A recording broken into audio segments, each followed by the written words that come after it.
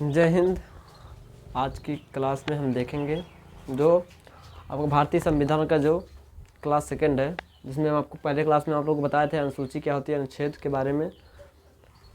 अनुच्छेद कितने होते हैं? 395 भाग 22 होते हैं, अनुसूची 12। तो 12 अनुसूची के बारे में हम लोगों को बता दिए थे।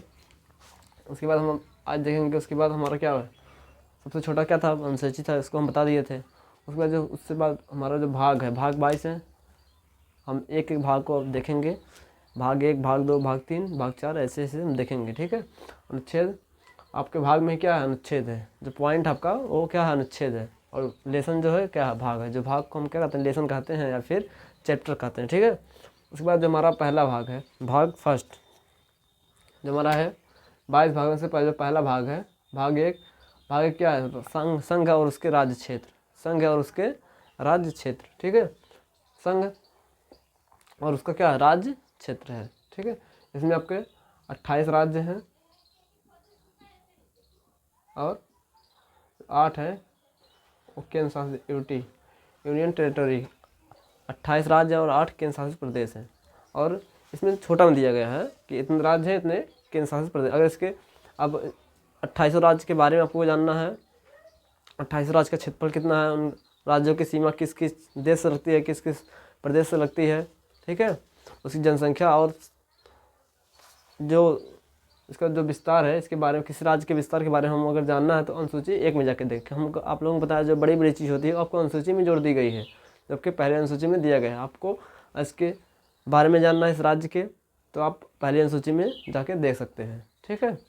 और अनुच्छेद 1 में आपका 28 राज्य और 8 क्या केंद्र शासित प्रदेश। संघ है उसका राज्य। भारत क्या है? संघ है। क्या है? क्या भारत एक संघ है। जिसे हम दोस्तों देखते हैं जो संघ होता है, हम पहले देखते हैं 3। जो एक होता है कन्फेडरेशन,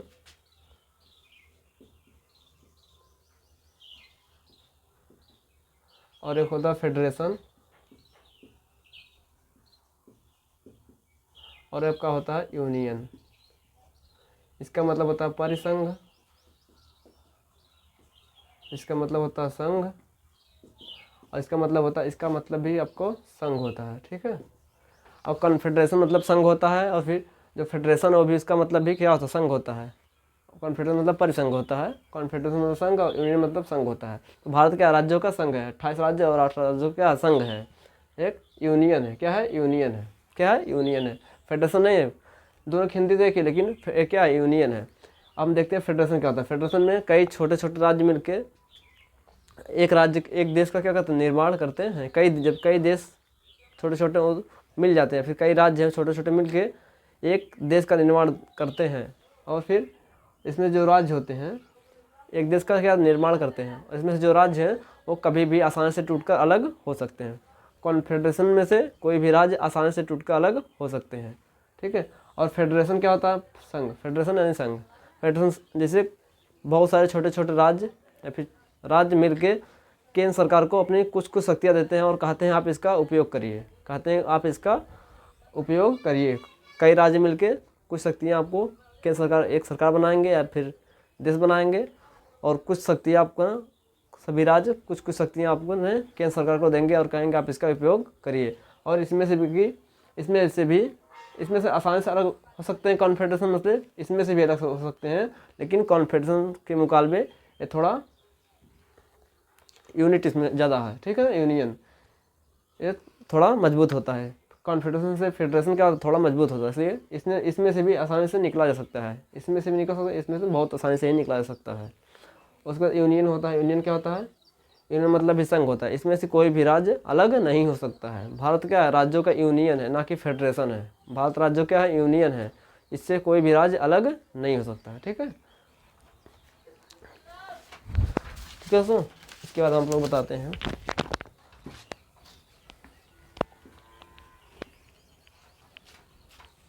तो भारत राज्यों की क्या है? संघ है। ठीक है। उसके बाद आपका अनुच्छेद 2 में क्या? अनुच्छेद 2 में कहता है संसद।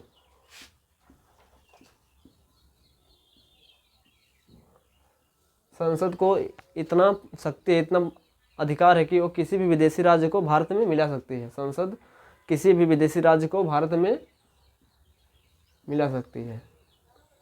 ठीक है।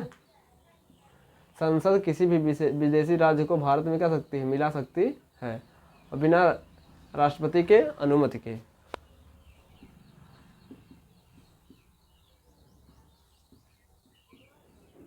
ठीक है, संसद को इतना शक्ति प्राप्त है कि वह किसी भी विदेशी राज्य को भारत में मिला सकती है, वह भी बिना किसी राष्ट्रपति के बिना राष्ट्रपति के अनुमति के राष्ट्रपति से अनुमति लेने की कोई ज़रूरत इसमें नहीं होती है। जैसे इसमें एक बार हुआ भी है 16 मई 1975 को, 16 मई 1975 को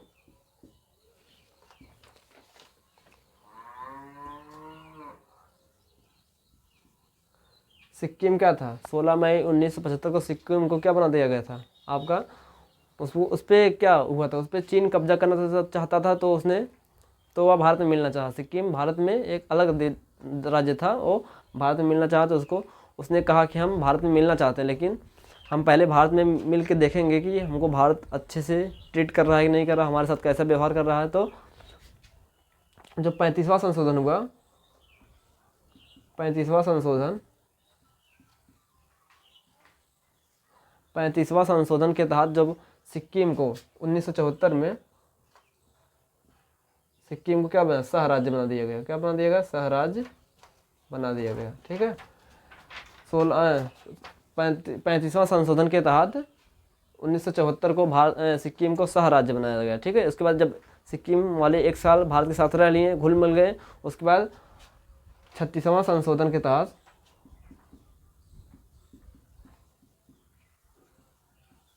1975 में 16 मई 1975 में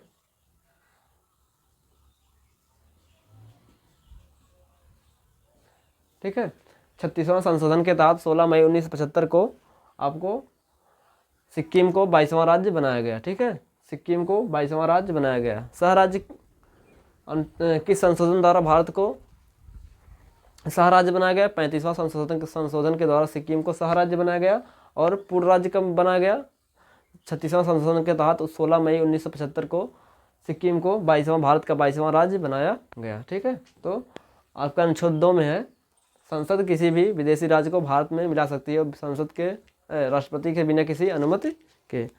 आपका अगला जो है तीसरा अनुच्छेद क्या है आपका, अनुच्छेद 3। अनुच्छेद 3 कहता है आपका कि वर्तमान राज्य को, भारत में जो वर्तमान राज्य है, वर्तमान राज्य में परिवर्तन,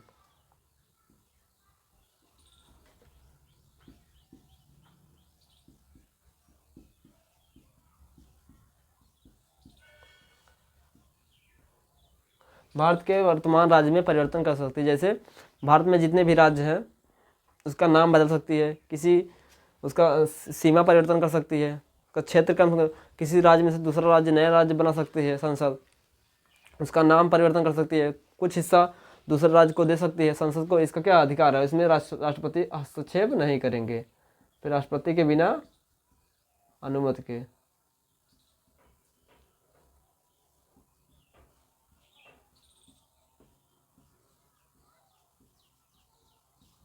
राष्ट्रपति के बिना अनुमति के वर्तमान राज्य में संसद किसी भी राज्य का नाम बदल सकती है, सीमा परिवर्तन कर सकती है, किसी राज्य में से नया राज्य बना सकती है।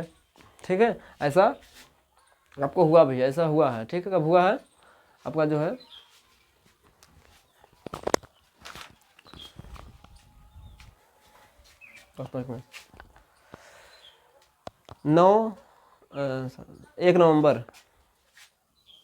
एक नवंबर 2000 को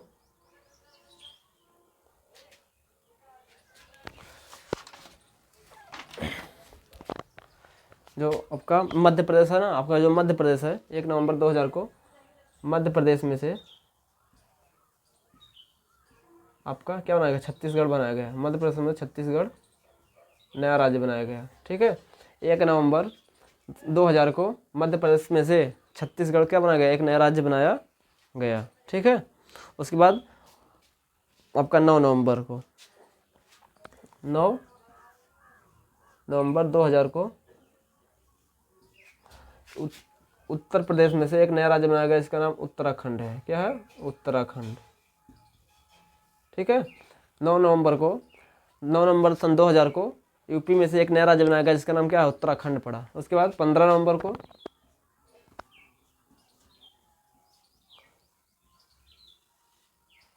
2000 को एक बिहार में से एक नया राज्य बनाया गया। बिहार में से एक नया राज्य बनाया गया, इसका नाम क्या है आपका? झारखंड। ठीक है। तो वर्तमान राज्य में संसद परिवर्तन कर सकती है, वर्तमान राज्य में संसद परिवर्तन कर सकती है। ठीक है। किसी नए राज्य बना सकती है, किसी नाम राज्य का नाम बदल सकती है। तो उसमें हुआ आपको 1 नवंबर 2000 को मध्य प्रदेश में से नया राज्य बना आपका छत्तीसगढ़। 9 नवंबर 2000 को यूपी में से नया राज्य बना उत्तराखंड। 15 नवंबर 2000 को बिहार में से एक नया राज्य बना, जिसका नाम है आपका झारखंड। ठीक है। उसके बाद आपका अगला अनुच्छेद है अनुच्छेद 4। अनुच्छेद 4 इसमें कहाँ से कहाँ तक अनुच्छेद है? अनुच्छेद 1 भाग 1 में 1 से लेके 4 तक है अनुच्छेद। ठीक है। तो हम 3 पढ़ लिए। अगला हमारा है चौथा जो है, इसमें कहा गया है जब संसद, हम लिख देते हैं यहाँ पे, जब संसद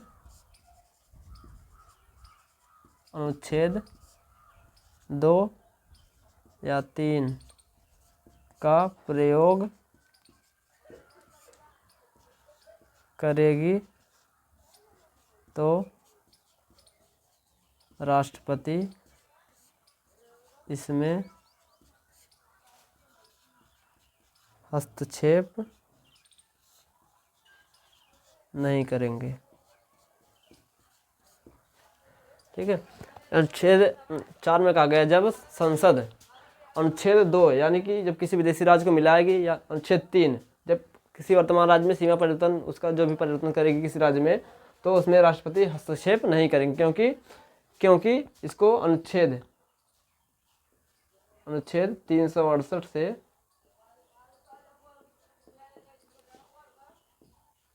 बाहर रखा गया। क्योंकि राष्ट्रपति इसमें अनुच्छेद हस्तक्षेप क्यों नहीं करेंगे? क्योंकि अनुच्छेद 2 और 3 को अनुच्छेद 368 से क्या बाहर रखा गया है। अनुच्छेद 368 क्या है? अनुच्छेद 368 वो है जिसमें इसमें जो भी विषय रहेगा उसमें राष्ट्रपति का हस्तक्षेप, या फिर राष्ट्रपति इस पर विचार कर सकते हैं। उस पर राष्ट्रपति की सिग्नेचर होती है, उस पर राष्ट्रपति का हस्ताक्षर होता है। ठीक है। अनुच्छेद 2 और 3 बिना राष्ट्रपति की अनुमति के संसद इसको कर सकती है, इसलिए इसको अनुच्छेद 368 से बाहर रखा गया है। अनुच्छेद 368 क्या है? अनुच्छेद 368 है, इसमें जो भी विषय रहेगा उस पर राष्ट्रपति का हस्ताक्षर बहुत ज़रूरी होता है। ठीक है। इसलिए इसको 368 से बाहर रखा गया है। तो दोस्तों हम जो 22 भाग में से आपका भाग 1 आपका हो गया, ख़त्म हो गया। तो नेक्स्ट क्लास में हम देखेंगे भाग 2 के बारे में। ठीक है सर। भाग 1 का नाम क्या है? संघ और राज्य क्षेत्र। जो भाग 2 आपका है उसका नाम है नागरिकता। भाग 2 क्या आपका? नागरिकता है। इसको हम नेक्स्ट क्लास में जानेंगे। दोस्तों आपको चैनल पे नए हैं तो चैनल सब्सक्राइब कर दीजिए, वीडियो को लाइक कर दीजिए, जिससे कि वीडियो का नोटिफिकेशन आप तक सबसे पहले पहुंचो। ऐसे ही पढ़ते रहिए, आगे बढ़ते रहिए। तब तक के लिए जय हिंद, जय भारत।